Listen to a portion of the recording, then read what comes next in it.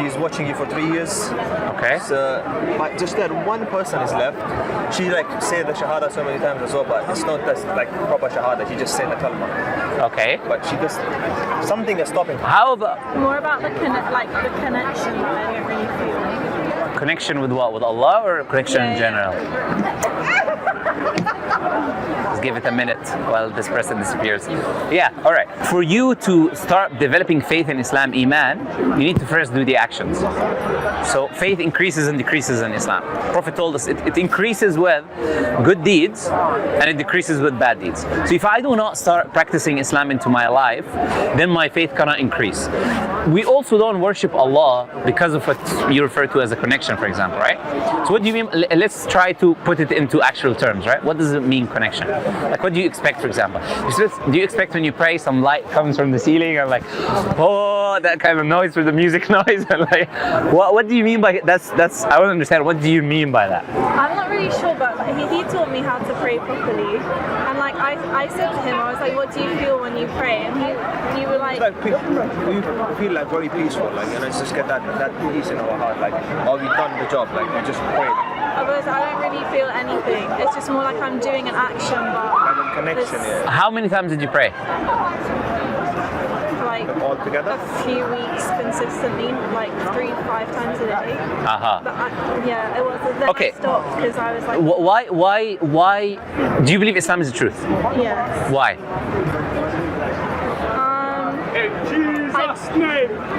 I grew up not necessarily Christian, but Yeah. like with the idea of God and Jesus. And then I started watching you 3 years Okay. ago, and down there as well. I started Sure. watching you guys 3 years ago, like Uh-huh. debating Christians. Okay. And then it made me realize I never really like fully understood the Bible or believed in it because it just never Okay. really made sense. Sure. But then Islam made so much more sense. I think it's very logical.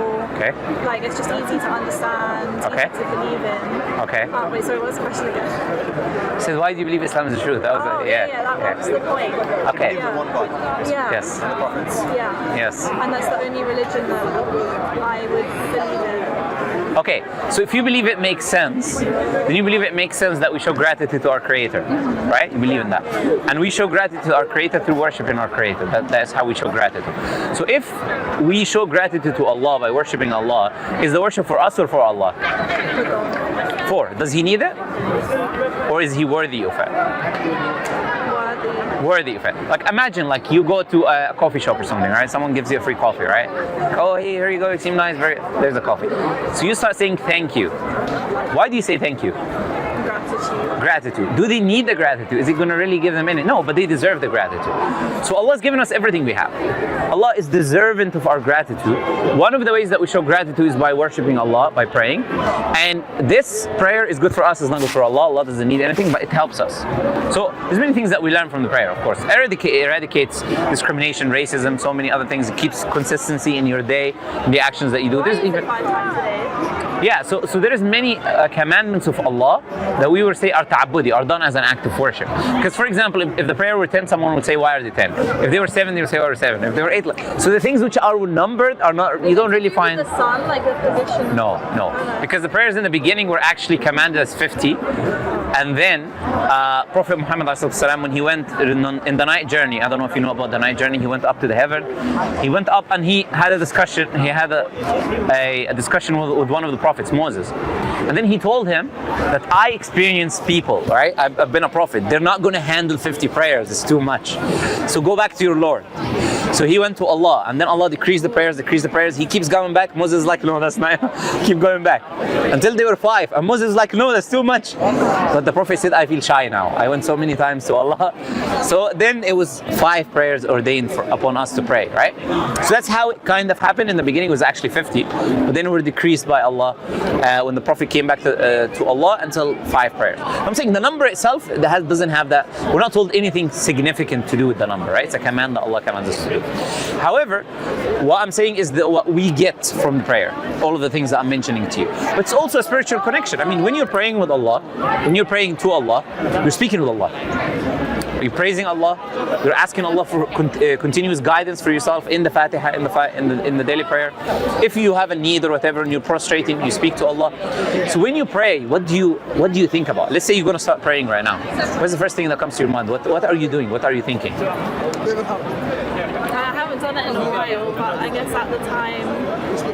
So if you're going to start to pray now, let's assume. Right now it's like Maghrib or Isha prayer. Okay, you want to pray. What do you think about? What are you doing? What are you thinking about? As in like the action or? Yeah. Maybe that's where the issue is coming. I guess being grateful is. Would that be what you're thinking, or are you thinking about it now? I mean, do you consciously think about something? What are you about to do? What is the process that's going to take place? Yeah, I would consciously think about it. Yeah. Like what? That you're going to say a few things and prostrate, or what do you consciously think about? No, she has to. It's for her. She said exactly what to me. No, I don't really understand it. You don't understand this. I understand the question. Yeah, so, okay, I'll tell you what I do, right? When we're going to pray, when I'm going to pray, I realize, okay, I'm doing something right now that is an act of worship. I'm worshiping my Creator, the Creator of the heavens and the earth. That I'm showing gratitude for everything that He's given me. I am about to meet my Lord. That part is probably the part I struggle with. Yeah. So I'm about to meet my Lord, meaning I have an appointment with my Lord. Right now, when I'm about to recite Surah Al-Fatiha, I'm going to speak with Allah, because Allah told us that it's half for Him, half for us. He says something, we say something. You are having a conversation with Allah. You are standing before the Creator of the heavens and the earth. So when I say Allahu Akbar, of course I also understand some significance behind the meanings, which you need. So why do we do this, for example? This is us. Allahu Akbar means Allah is greater than everything. So when I'm saying Allahu Akbar, I'm internalizing the idea Allah is greater than everything. And when I do this, I'm throwing the entire worldly life behind me. So when I'm putting my hands, I'm not thinking, you know what, I haven't cooked the chicken today, I'm going to eat, I'm going to meet Alex tomorrow. If that's what's going through your mind, of course you're not going to have any connection with Allah, because your mind is not in the action that you're doing. Sometimes I had that, but sometimes I didn't. Like at the start I didn't, but then at the end I started. Yeah, so this is where the prayer is going to feel different. It's where you actually internalize what you're about to do. You're preparing consciously. That's why we have voluntary prayers. You know voluntary prayers? Why are they there? It's a preparation to go into the main prayer. So if I pray 2 units as a voluntary prayer, I'm preparing myself because I could be distracted, this and that. I'm getting in focus mode. I'm locking in, you know. Then, okay, now it's the time of the prayer. I start to pray. Okay, put the worldly life behind me, right? And then I will say a prayer, for example. Prayer is before reciting Surah Al-Fatiha. There are some recommendations for you to say prayer, like وَجَّهْتُ وَجْهِي, I directed myself لِلَّذِي خَلَقَ السَّمَاءَ, to the one who created the heavens and the earth, right? Without associating any partner, right? And I'm from the Muslims. So first I'm saying I directed myself now. I'm directing myself to the one who created the heavens and the earth. I'm standing before the one who created the heavens and the earth. And then I'm lowering my eyes. Why? Out of humbleness. I'm standing before the Creator who created the heavens and the earth. You're going to stand and looking up like this, or you're going to stand humbling yourself, right? Then you start reciting in the name of Allah. So you're addressing Allah. You start asking Allah for something. Then you prostrate. You go into kneeling down. What am I doing? I'm visualizing. I'm right now kneeling in front of the Creator. And then when I say Subhana, glory be, I'm talking to Allah that I'm prostrating to. So if you put that kind of visualization in your mind, understand the meaning behind the words that you say in the prayer, then the prayer starts to become a connection between you and God. If Allah is not your mind, okay, let me pray. Yeah, I'm going to start praying. Allah Akbar, alhamdulillah, Rabbil Alamin, Allah Akbar, Allah Akbar. I'm not even thinking about God or what I'm doing or internalizing it. It's not going to have an effect on my heart, right? And a lot of Muslims struggle with that because they don't do that. They do not internalize what is the action that they're doing. I found if I pray when I'm distracted versus if I'm praying when I'm internalizing, it's a world and night difference behind how you feel, what you feel. If you need to contemplate on the words you're reading, the meaning behind them. Okay, what is the meaning behind Surah Al-Fatiha? Any other verse I'm going to read. If you do that, trust me, it's impossible for you not to feel something, right? But if we're doing it as robots, okay, let's do it up and down. We're not going to have a connection with Allah. We're not going to have a connection with the Creator. Also, I said the other things. If I'm sinning, okay, I could be praying, but I could have other things, many sins in my life. I could be doing many other things in the wrong way. If this is the case, it's going to influence my connection with Allah. It's going to influence my iman. I told you it decreases with bad deeds. It increases with good deeds. So if I'm doing bad deeds, my iman is becoming lower and lower. My connection when I'm praying is not the same. But you know, there's something very interesting. There is a scholar, major scholar in Islamic history. It's called Shaykh Islam ibn al-Qayyim. The Sheikh of Islam, basically, was called Ibn al-Qayyim, and he wrote about prayer. One of the things that he says that it could be a sin for you to be chasing the feeling that you get when you pray, when you are praying. Why? Because you are praying for the feeling. Yeah, you're not praying for Allah as gratitude. You're praying because you want to feel that prayer. There is also tradition from the righteous predecessors, you know, companions, their students back in the day.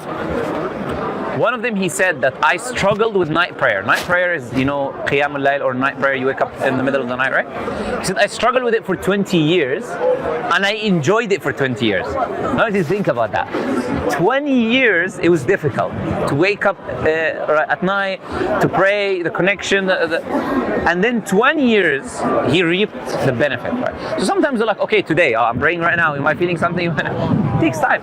You gotta connect with God. You gotta start learning more about Allah.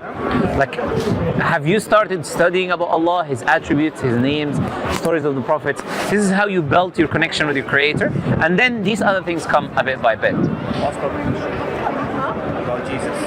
Do you have other questions? You're saying? Do you want to ask another question? I don't question Jesus too much, but I guess it's still because I grew up kind of just being told that Jesus died on the cross, which I don't believe anymore. Sure. But still, sometimes, like very rarely, I'll think back to what I used to like. Sometimes it's because obviously like 17 years of my life I believe that. Yes. So sometimes I'll have like a day where my belief is very low, and then I'm thinking, well, what if he did die on the cross? Which I don't believe. Like right now, I don't believe it. Okay. But sometimes like I do go back to my old beliefs and think. Let's assume he died on the cross. Let's assume he died on the cross. Let's assume this is true. Does that make a human being God? No, I don't believe that. No, Yeah. So even if he died on the cross, it wouldn't really change the core beliefs. But then it's like something that I guess I find hard to comprehend is like, how can someone just like not disappear but like go? Be raised up. Yeah. Okay. Do you not find it difficult? How can a person split a sea? Do you not find it difficult? How can he be born to begin with without a father? Before we get into him dying or not, let's start from where he was born, right? He was born without a father. Isn't that more difficult to think about than the idea of him being raised up? The idea of him raising the dead, healing the sick and the blind. The idea of It's easier for me to understand though, because the belief that he was born without a father is a Christian belief as well, which is what I grew up with. So that's yes. Okay, so but thinking about it rationally now. Yeah. Why are we accepting one and rejecting the other? And both of them are miraculous acts. By the way, you know, also in the Christian belief, there's prophets who were raised up. You know that, right? It's not just the Jesus is the only one that we can say he ascended. There's other prophets who were raised up. So if you talk about the Christian belief, that's also can be a part of the Christian. I was never fully Christian, but it's just like the basic Christian belief that like through school and stuff. Yeah. No, I mean, if you say that it's easy for you to believe in the virgin birth because it's a Christian belief, I'm saying the idea of the ascension is also a Christian belief. You get what I'm saying? So even the Christians believe in the ascension. The difference is they just believe there's a crucifixion before the ascension. So if you're saying, I'm going to believe in the crucifixion because the ascension is a problem, it's the same idea. You're going to believe the crucifixion. Where does he go after the crucifixion? Where's the body? Where's the person, right? You have the same idea again. Even if he was crucified, his body disappeared. So we still have to answer the disappearing thing. So the ascension is there either way. That was her question, like the Muslim believe that he's on heaven. So she wants to know like how a man can disappear. Wait, no, he just answered that. Literally. He just answered that. Any other questions? Yeah. I don't know if you have any. I guess it's just like all my friends are Muslim, he's Muslim, like I just don't understand like why can't I bring myself to accept it if I believe it and I follow lots of things from it. Like I don't know what's the missing part. Why does it need to be forced anyways? Maybe you're forcing it on yourself. I don't think I am. I think it's like I'm a bit too scared to admit that I'm believe that because like my family, I'm fully English. My family aren't very accepting towards religion or especially Islam, unfortunately. Okay. Especially my dad. Okay. Even like some of my friends, like in Ramadan when I was fasting, they were like, "Why are you doing that?" Okay. And it was just, I felt a bit unwelcome. Oh, that was weird. They shouldn't be saying that, of course. Should be happy for that and be like, "Oh, mashallah, she's fasting." They don't fast themselves, so they okay. Yeah, Well, there's many people who are Muslim by name. Yeah, like some of my friends not are by Muslim, practice. but they drink alcohol, party, like, Yeah. discuss. Yeah. I don't do any of that, but I'm not like comparing, but No, but it's the thing is, what does the word Muslim mean? It means to submit to God. If you are calling yourself a Muslim, you're drinking, you don't pray, you don't fast. I'm of the position, which is the position of some scholars, is that the person who doesn't pray is not a Muslim. Now, let alone like not praying, but also drinking, not fasting, not doing nothing, right? I'm saying the person who does not pray at all whatsoever, I'm of the position that person is not a Muslim. The Prophet said, between the believer and disbeliever is the prayer. The Prophet said, the difference between a believer and disbeliever is the prayer. That's literally what the Prophet said, right? So one day there was a companion sitting down, and the Prophet prayed. And then they finished the prayer, and there was a companion who didn't pray with them. So the Prophet came to him and he said, "Why didn't you pray with us? Are you not a Muslim?" It's like, it's common sense to pray. You are a Muslim. Why did you not pray with us? He said, "I prayed with my family," right? He already prayed. But the Prophet asked him, "Why did you not pray? Are you not a Muslim?" My point is there, like, because it makes sense if you're a Muslim that you gotta pray. That should be a part of your belief, right?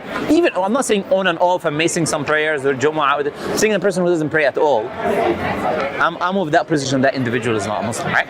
Now, like I said, there's many Muslims who misrepresent the faith. They do things that are not in accordance to the faith. I mean, I don't want to put him on the spot, but like in Islam as well, like we have segregation between genders. There's no idea of friendship between men and women, for example, right? So there's many things that we may be doing that are not done in an Islamic way, and it could be giving the wrong perception to the person like yourself or another person that it's okay in Islam to do this, or that this is not a big deal. No, it is a big deal. I mean, drinking alcohol is a major sin. It's a sin where you're cursed. The Prophet mentioned like 8 types of people or more that are cursed. The person who makes the alcohol, the person who squeezes the alcohol, the person who carries the alcohol, the person who buys the alcohol, the person who sells the alcohol, the person who sits where alcohol is being, like everything to do with alcohol, right? Of how severe this is. And a curse is to be outside the mercy of Allah. It's not a game, it's not a joke. So the thing is, if you are around bad friends, because they're clearly bad friends, if you're around bad friends, you're not going to increase in your faith. Like you said, like they put you off the good things that you're doing. Why? It's very simple. If you are a person who you should be fasting because you're a Muslim, and someone who isn't even a Muslim in your eyes, they see you as someone who's not a Muslim, is doing what you're supposed to do, first thing you want to do is to put them down, right? Because you feel bad about yourself. Look, someone who is not even a Muslim is doing what I'm supposed to be doing. So the first thing for me to feel better, why are you doing this? Stop doing this. Because I don't want to feel bad. If you're around me doing what I'm supposed to be doing, then I gotta somehow make you stop so I can feel better about myself. Or I'm gonna distance myself from you because you're gonna remind me, oh, you're reminding me that it's Ramadan right now. I actually shouldn't be in the restaurant chugging alcohol, I should be fasting. So if you're reminding me of that, it's bad, it's not good, I'm not happy. Why are you reminding me of something I'm supposed to do? You're reminding me of my responsibilities. They go drink to forget the responsibilities. So you're reminding them of that which you don't want to remember. So what you need is a good group of sisters. And when it comes to your family, you need to start your own family. Honestly, you need to start your own family because also family has a huge influence on us.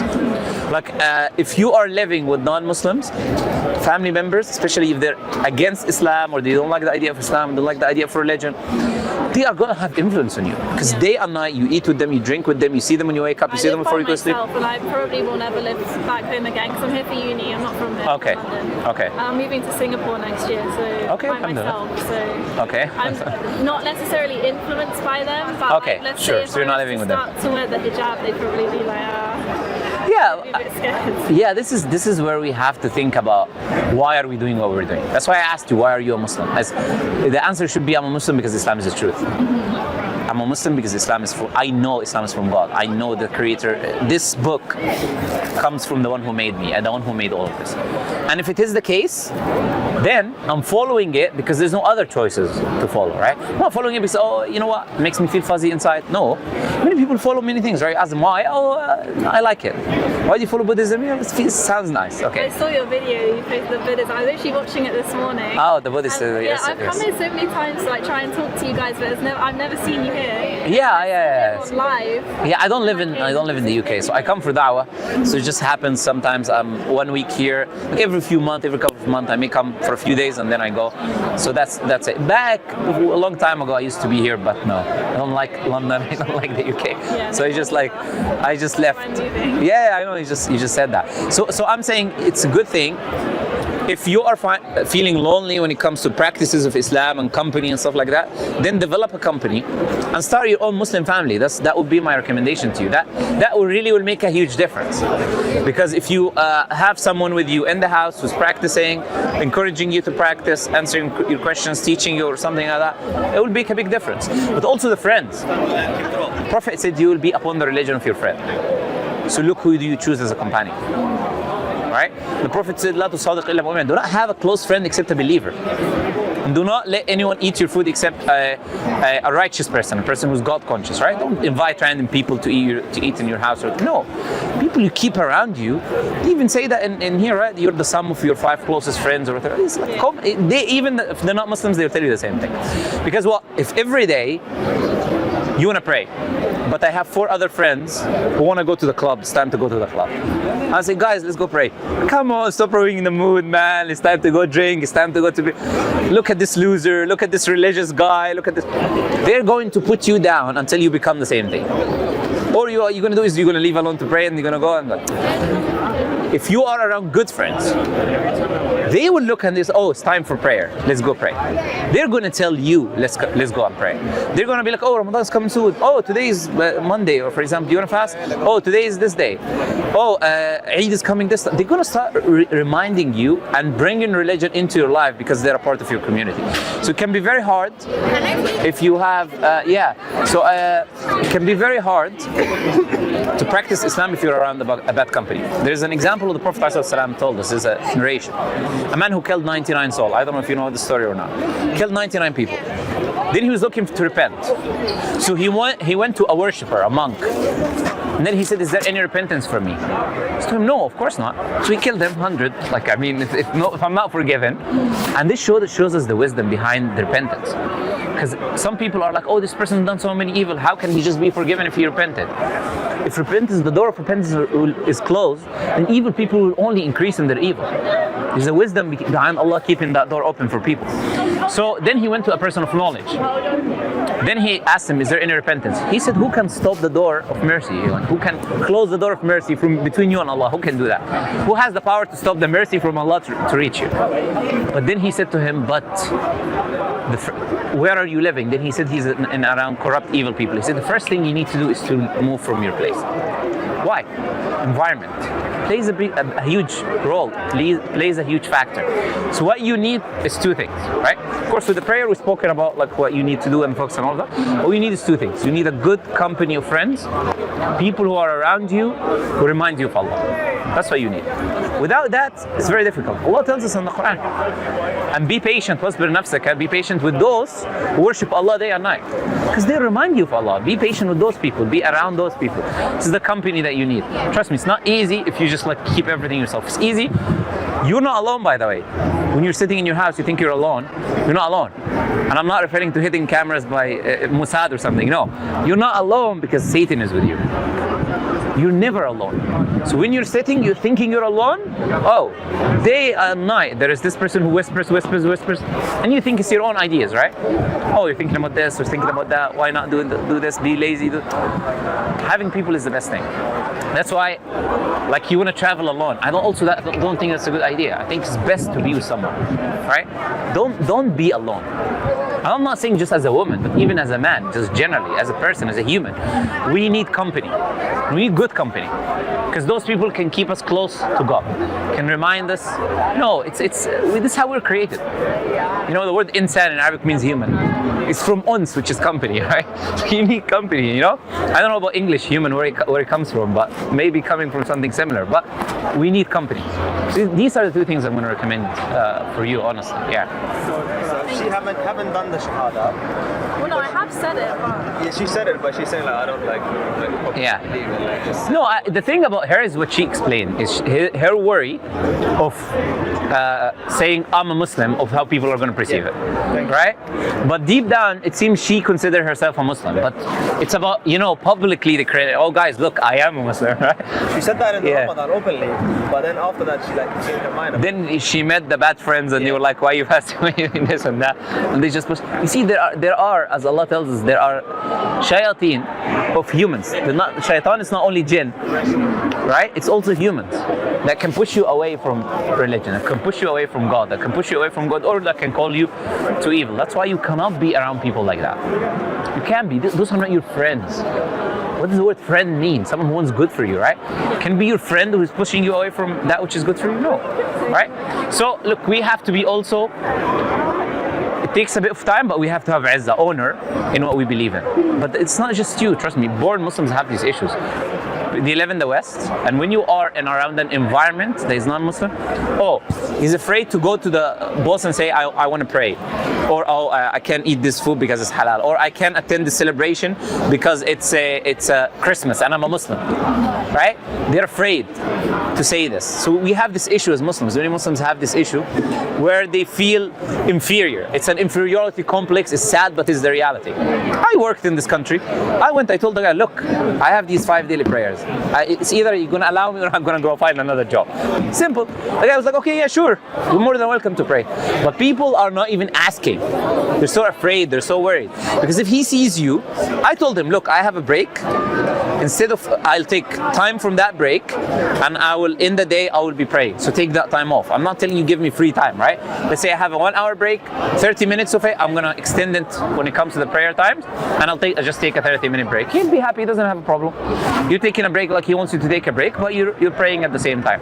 But we have this, like I said, inferiority complex, fear, whatever. You don't want to publicly say you're a Muslim because there's a lot of negative perceptions. It's sad, but it is. But that's why it's also easy if you live in a Muslim country. It should be very good for you if you're able to go to, yeah, but not just you, it's all Muslims. And I love it so much. Like, I would love to live in the Middle East. I'm only going to Singapore for a year, but Yeah. actually I would love to live in the Middle East. Well, maybe that's something you can consider, inshallah. Like I said, have a Muslim family, live in a Muslim. You see, it's like day and night difference of how natural things are for you. But being in communities like this, it has a toll on the heart. Just being here. The minute I land, I get depression. Like, I just like, oh, the plane lands, I want to leave, right? But I got to do this. I got to come here and speak to the people who are not Muslims, right? Because if you are in a Muslim country, as I live in a Muslim country, if you are in a Muslim country, you're not going to go invite people, right? So you need to go to the people who need guidance. You need to share the message with them.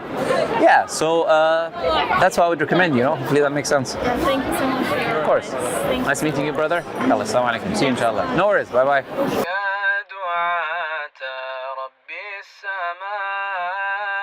يا من صنعتم في الأرض نورا يا قلوبا فيها الوفاء بشركم اليوم السرور